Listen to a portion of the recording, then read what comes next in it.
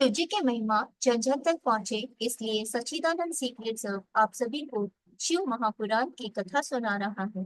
अगर आप भी एक शिव भक्त है तो इस कथा को किसी दूसरे शिव भक्त को शेयर कर शिव जी और माँ की कृपा के पात्र बने। हर हर महादेव। महाबल शिव जी की महिमा। इक्ष्वाकु वंश में मित्र सिंह नाम का एक अत्यंत धनुधारी राजा हुआ था। वह बहुत ही पुण्य आत्मा था। उसकी रानी का नाम दमयंती था।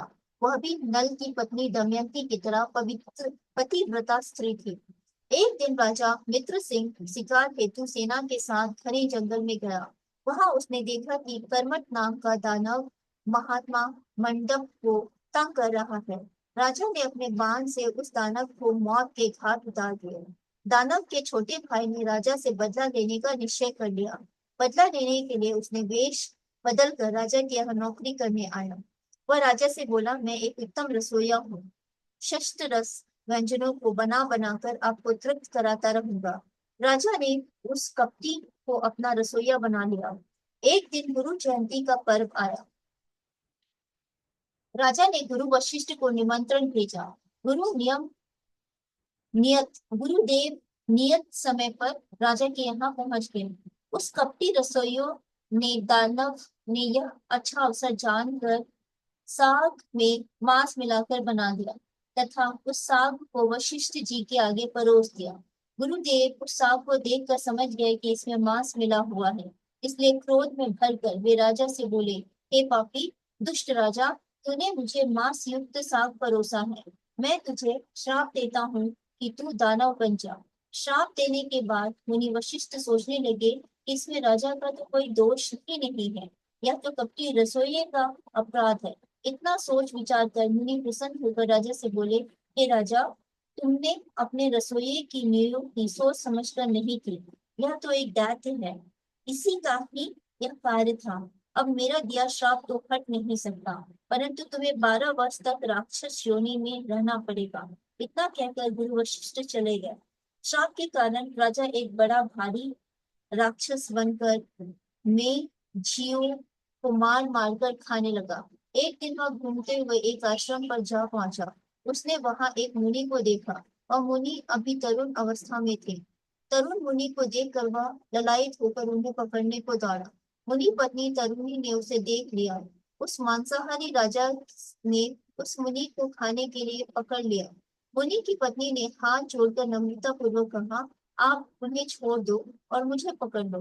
परंतु उस बूढ़े राक्षस बने राजा ने उसकी एक न सुनी और तरुण मुनि को फाड़ कर खा गया और हड्डियों को इधर उधर फेंक कर चला गया।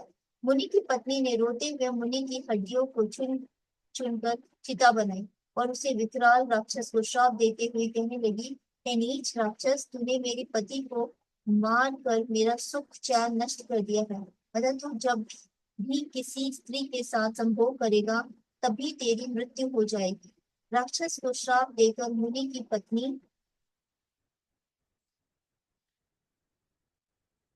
सती हो गई। राजा को मिले श्राप को 12 वर्ष व्यतीत हो गए। 12 वर्ष के बाद राजा को अपना पहला शरीर प्राप्त हो गया। उसे महल में जाकर अपनी रानी को सारा वृत्तांत तथा मुनि पत्नी के श्राप की बात बताई।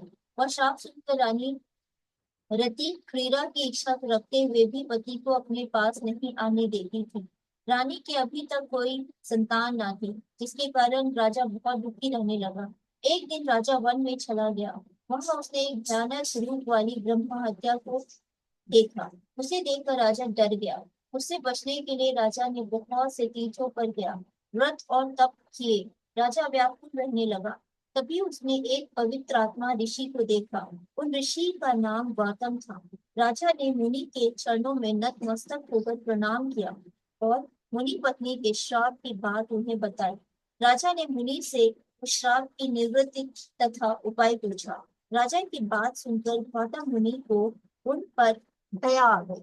मुनि राजा से बोले, हे राजन, यहाँ से पश्चिम दिशा की पे गोकर्ण नामक तीर्थ है।